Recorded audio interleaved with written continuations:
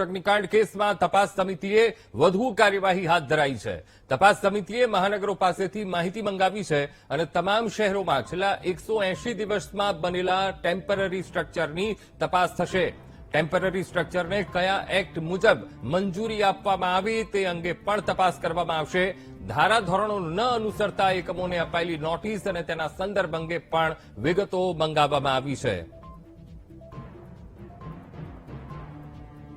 તો આજ મુદ્દે સંવાદદાતા મેહુલ દેસાઈ ફોનલાઈન પર. મેહુલ, રાજકોટ અગ્નિકાંડ કેસમાં તપાસ સમિતિએ વધુ કાર્યવાહી હાથ ધરી છે. તપાસ સમિતિએ મહાનગરો પાસેથી માહિતી મંગાવી છે કે તમામ શહેરોમાં છેલ્લા 180 દિવસમાં જે ટેમ્પરરી સ્ટ્રક્ચર બનાવવામાં આવ્યા છે, 180 દિવસમાં જો આ ટેમ્પરરી સ્ટ્રક્ચર બન્યા હોય તો તેની તપાસ કરવા માટે આદેશ. મેહુલ, બિલકુલ અંકુર, જે ટેમ્પરરી સ્ટ્રક્ચર હોય છે તે ખૂબ જ રિસ્કી હોય છે અને જે રાજકોટની અંદર અગ્નિકાંડ થયો તે ટેમ્પરરી સ્ટ્રક્ચર જ હતું ટીઆરપી ઝોનની અંદર. અને આ પ્રકારના ટેમ્પરરી સ્ટ્રક્ચરની કેટલી મંજૂરીઓ રાજ્યભરમાં મહાનગરોએ આપી છે તેની વિગત એસઆઈટી દ્વારા મંગાવવામાં આવી છે. એસઆઈટીએ આ સંદર્ભે તમામ જે મહાનગરો છે તેના કમિશનરોને પત્ર લખીને જાણ કરી છે.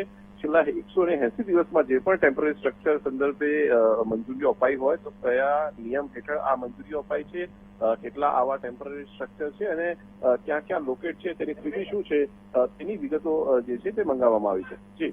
જી બિલકુલ મેહુલ, સમગ્ર માહિતી સાથે જોડાવા બદલ આપનો આભાર.